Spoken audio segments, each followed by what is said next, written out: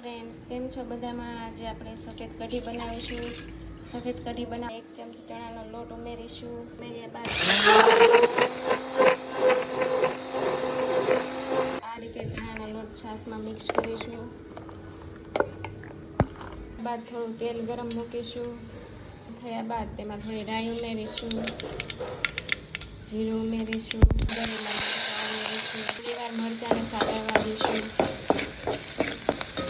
બાદ આપણે છાશમાં ડોયેલી કઢી ઉમેરીશું. એમાં સ્વાદ અનુસાર મીઠું ઉમેરીશું. 1 ચમચી ખાંડ ઉમેરીશું. ધાણા જીરું પાવડર ઉમેરીશું. ત્યારબાદ બધું મિક્સ કરીશું. ત્યારબાદ કઢીને આ રીતે ઉકળવા દેશું. આપણી કઢી સરસ મજાની ઉકળી રહી છે. આપણી સફેદ કઢી બનીને તૈયાર થઈ ગઈ છે.